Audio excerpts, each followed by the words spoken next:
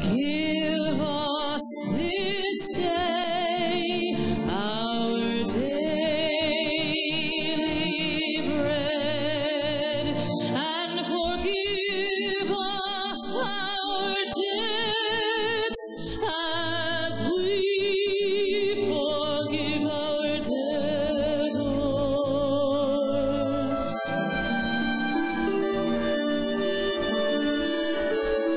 And lead us not into temptation, but deliver us from evil.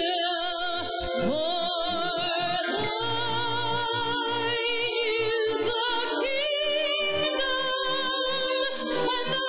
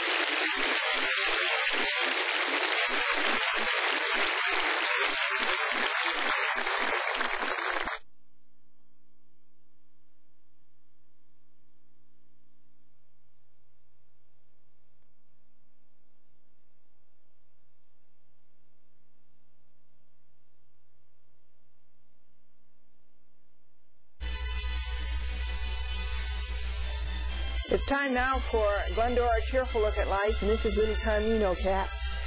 And folks, what do you call fake spaghetti? The great impasta. John was asked, why did you work for 25 years in the finance department in your company? You stayed there for 25 years. Why? And John says, well, because that's where they kept the money. And Bill says, all of the equipment in this company is insured, except the clock, and the employees keep a good watch on that. And guess what? Our company has found something that will do the work of 5 men. What is that? A woman. Sid says, this is his business motto. He says, we will give our hands and we'll give our hearts in all to this business. And if need be, we will even use our heads. And Joe, the boss, is a very mature thinker. Why? Because all of his ideas are at least 35 years old.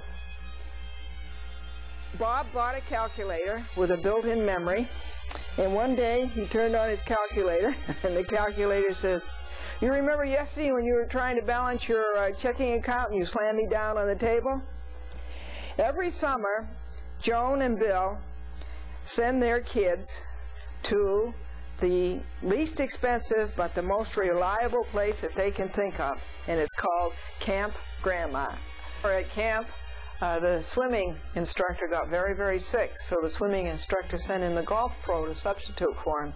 And Paul says, I almost drowned. He kept telling me to hold my head down. John and Joni are going to try something new this year. They decided to send the dog to camp and send the kids to obedience school. And you know what summer camp is? That's a place where the parents spend $1,000 so that the daughter can bring home a 50-cent pot holder. And when Harry picked up his son from summer camp, Harry said to him, were you lonesome?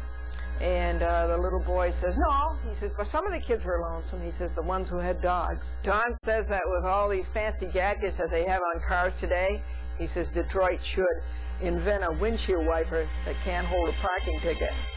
And Paul says he's beat inflation. When he gets on I-95 to go to work, he turns off the ignition and he lets all the rest of the cars push him all the way to work. And the policeman said to Dick, pull over, you don't have a taillight. And Dick jumped out of the car and he went to the rear of the car and he looked, and then he began to quiver and shake all over. And the policeman says, oh, come on, it's not that bad, it's only a taillight. And Dick says, yeah, but he says, where's my trailer and my wife? Harry went for a ride in his friend's new car, and he obeyed all of the seatbelt laws. And when he got out of the car, he unbuckled his waist seat belt, and then he unbuckled his shoulder strap, and then he unbuckled all the other belts, and then he got out of the car, and his pants fell down. And John says that he bought a used car, and he won't tell you how many times the odometer has been set back. He says, but the mileage is in Roman numerals. Mary has a car, and she calls it Flattery. You want to know why? Because it doesn't get her anywhere. And Bill and Joni have got they have a car that breaks down so often that they've got the perfect second car. Yeah, it's a tow truck. And Joni says that she babies her car, and her friend says, yeah, that's true, it won't go anywhere without a rattle. Bob, Mrs. Morgan says, describe chess. And Bob says, chess is a game where people sit and stare straight ahead and never move a muscle. And they sit for hours. And Bill says, oh yeah, that's civil service. Anthony says that his parents were so ashamed of him when he was a little kid that they used to hire another kid to take his part in home movies. And Anthony says that he was so bad that his parents never bought a pumpkin at Halloween time. They always made Anthony stand in the window. And he says, when Anthony says, he told his parents that he was going to run away from home, his father says, I want it in writing.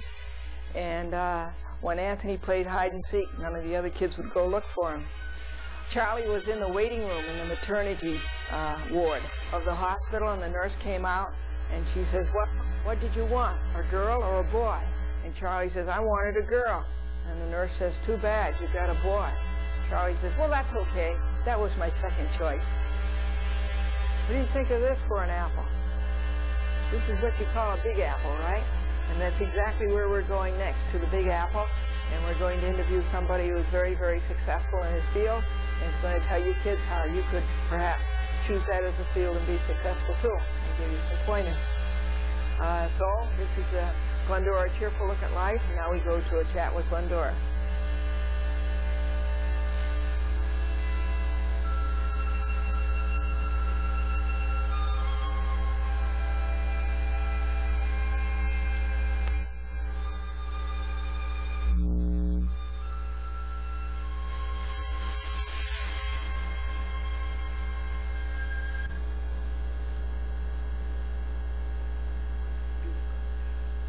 A chat with Glendora continues. We're in New York City, and Mr. Michael Boss says, I know that I waste half of my money on the payroll, but the trouble is that I can't figure out which half it is. And Bob says, as soon as I get to work, I do three things. 1, I get organized. 2, I call my wife. And 3, I reorganize. And John is a born executive. And Henry says, yes, he is. His father is the owner of the company. Joe says that his baby boy is going to be a born executive, that he's going to grow up to be executive because he's only 5 years old and he already takes 2.5 hours for lunch. And here's another thing too. Billy asked the boss if he could have 2 hours for lunch. And the boss says, what? He says, 2 hours for lunch? He says, if I do that for you, he says, I'll have to do that for everybody whose wife has quintuplets. And Jerry had such good luck on his going out of business sale that he's thinking about opening up a whole chain of stores for going out of business. And Sid says, my former business didn't have anything to do with football, but it ended up in the hands of a receiver. And work is really a wonderful thing. You know, you got to have a lot of respect for work, because after all, where else would people rest up after their vacations if it wasn't at work? And would you say that the boss is a businessman all the way? Would you say he's a strictly businessman? I think he is, because out on the beach I saw him the other day, and he was wearing a bathing suit, and it was 3 pieces, and it was all pinstripe. And the toy business is doing very well here. I wanted to read you this. The toy business is returning to simple toys. Rubber balls are bouncing back. Kites production has soared sky high, and even boomerangs are making a comeback. And this executive was interviewing Annette for a job, and he says to her, it says here in the application that you were born on May 17th. She says, that's right. And the executive says, what year? And Annette says, every year. Terry said about his company, we'd make a change in management, he says, but the trouble is that we can't figure out now who's really running the company. And creative writing is something that never seems to show up in magazines, or at least it doesn't show up in magazines very often, but it always shows up on a resume. And Steve says, I won't say that my company is doing badly, but at the last annual meeting they played taps. And he said, I walked into the business, and he says, I asked for change for a $20 bill. He says, and they made me a partner. Mrs. Morgan said to the 5th graders, she says, if you take 51% away from 100%, what do you have? And the son of a business tycoon says, control of the company. Folks, do you know what an efficiency expert is? An efficiency expert is smart enough to run your company, but he's not smart enough to start his own business. And Paul says that around the office, he says, sometimes they cut corners. He says, some people have Apple computers. He says, but ours is a lemon.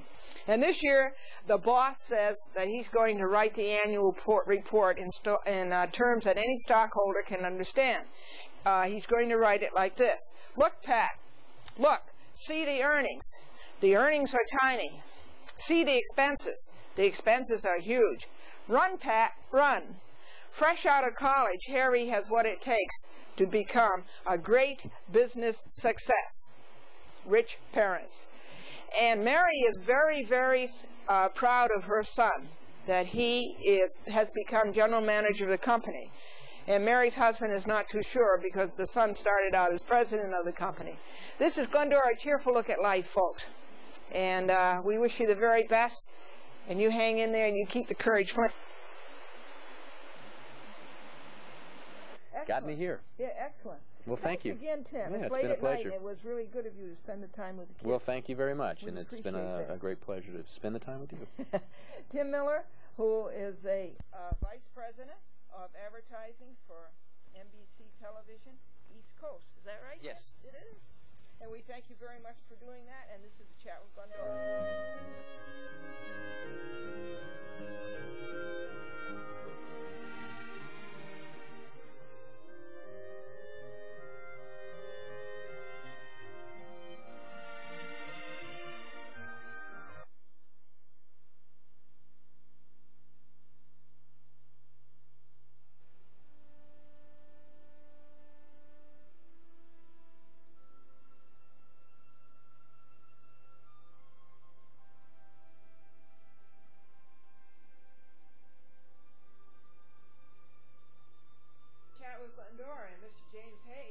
Publisher of Fortune magazine, and he's here to tell you how he got started on his career. Hi, Jim. How you doing? Hi, Glendora. How are you? Oh, doing fine, thanks. Jim, Nice where to were be you here. born?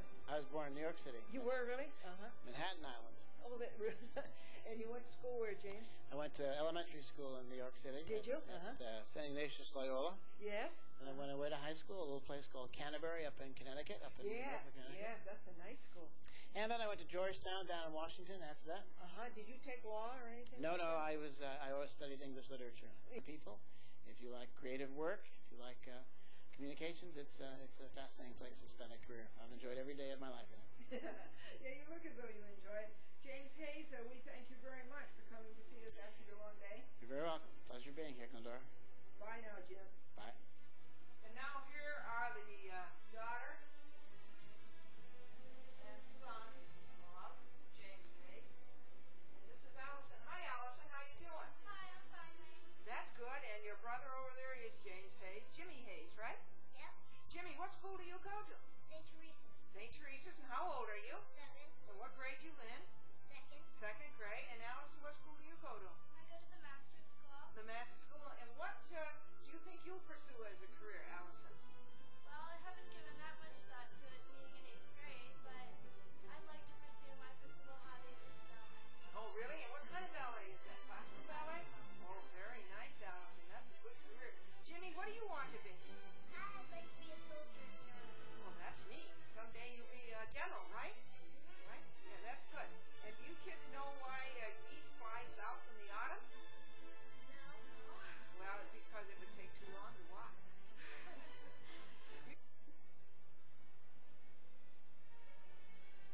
Boys and girls were at Fordham University on 60th Street in Manhattan over in the west side. And Mr. Arthur Taylor, who's the Dean of the Graduate School of Business Administration, is going to help you a lot get started on your careers. Hi, Arthur. Hi, how are you? Good, how are you? I'm just great. Arthur, could you tell the boys and girls where you were born? Rahway, New Jersey, Uh-huh. And where'd you go to school? Rahway High School, then 2 degrees at Brown University. 2 degrees. That's what were it. they? They're both in Renaissance history. And then where'd you go? What was your first job out of Brown? Brown, you know, is in Providence, Rhode Island. Where'd you go after Brown? Assistant Director of Mission at Brown. Oh, and were you? Then the First Boston Corporation for 10 years. Then Executive Vice President of International Paper. Then President of CBS. Then Chairman of the Arthur Taylor Company. And then in the last year, Dean at Fordham. Dean of Fordham, But I'm right. still Chairman of the Arthur Taylor Company. Yes, and you just got a new appointment to Global Media. You're That's right. Vice Chairman? Vice Chairman. That's a television production company in Los Angeles. Well, appreciate the opportunity, Glendora, and I just hope that everything goes very, very nice for everyone who is seeing this, and I hope everyone has a wonderful summer. Having a wonderful summer is a really important thing. Well, we thank you very much and appreciate your good wishes. Bye, everybody. Arthur Taylor, who is the Dean of the school, Graduate School of Business Administration, Fordham University in Chapel.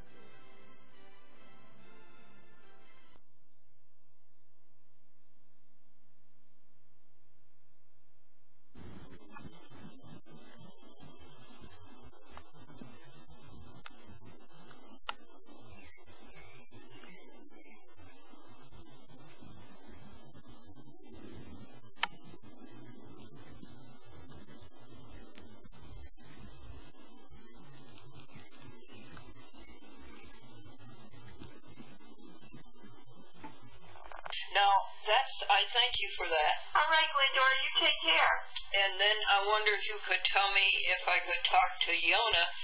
And before you go, I'll tell you the joke about that. Okay. The 7-year-old ran into the house and said, Grandma, I dropped my lunch bag on the driveway and Dad backed the car over it. And Grandma says, that's Wheels on Meals. That's good. Yeah, that's good. Okay, Glendora, you take care. And okay, now what was I supposed to do? All right, I want to thank you. Let us part with today's joke. Are you ready? Yeah. The 7-year-old ran into the house and says, Grandma, I dropped my lunch bag on the driveway and Dad backed the car over it. And Grandma says, that's Wheels on Meals. That's a good one. I like that. Linda, thank you for calling me so promptly. You're welcome. Take care. You too. Bye. Bye. Hi, Glendora. It's Greg Washburn. I'm calling you Tuesday evening tonight. I just added minutes to my cell phone, and I'm just calling to see you. How are you doing? I hope everything's okay. I've been watching your show the past 2 weeks, all right? Past 2 years. I'll talk to you soon. Bye.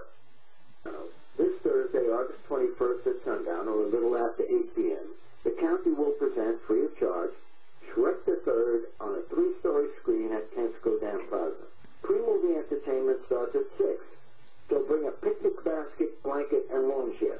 Later in the evening, also free for an older audience, there will be a special presentation of the Rocky Horror Picture Show.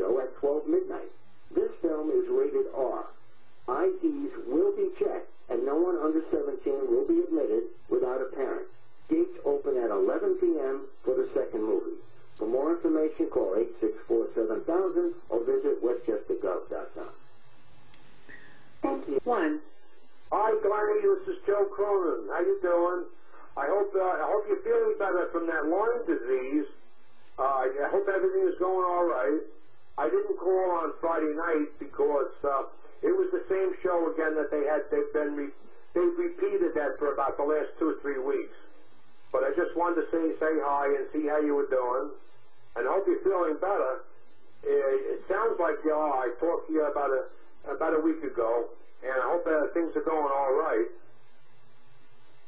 So one of these days we're going to get up there. We're going to see you. Yippee. And we're getting down there with the doctor and everything. So good. Good. It should be good. It should be, things will be going a little bit better. Christian. All right, you take good care of yourself, and I hope everything goes well. And I'll talk to you soon. All right? Joe Cronin. Thank you. Take care. Have a good day now. Hello? This was Hello? a new bird call. Hi, Glendora. This is Michael Sieber. I'm a television producer out of Minnesota. Got your number from George McDermott. Anyway, I've been producing a lot of shows on cable TV, and I'm wondering if I can take advantage of your distribution somehow. An adventurer. Let me know. It's your convenience. Area code 651. And it's Michael Sieber, cable TV producer from St. Paul, Minnesota. Family law reform. Family law reform. Thank you. Bye. Yeah, hear about the guy that, you better heard this one, this is an old one. Hear about the guy that was James Dixon. $10,000 for a facelift. And Fred says, would you ever pay me? No. And I couldn't find him. I couldn't track him down because I didn't know what he looked like. Folks, what does a report card teach a parent? You don't have to lift weights to raise a dumbbell. To finish. Hi there, everybody. What does a report card teach a parent? What does a report card teach a parent? You don't have to lift weights to raise a dumbbell. Hi, Glendora. Robert Goodrich. I'm calling to let you know what's going on here in the last couple of weeks in Newburgh, New Windsor. Last week, we're stuck in May, basically. Last week we got show 4884-6, which was like May 14th. And this week we get show 48791, which was May 1st. So they were going backwards. It's frustrating, and once you hear this, I'm sure you'll be frustrated too. The effort you put into getting these out. Thank you, Robert Goodrich. Right. Just report. Bye. Philippians 2:12.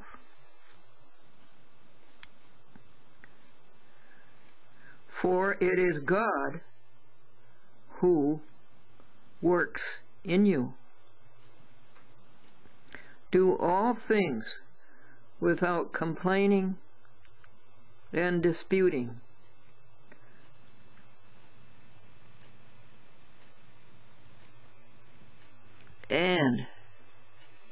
Or that you may become blameless and harmless.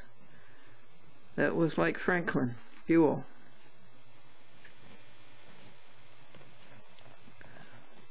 Without fault in the midst of a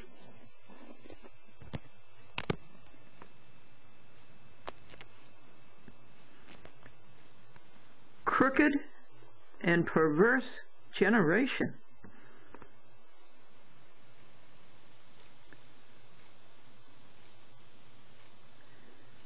That I have not labored in vain.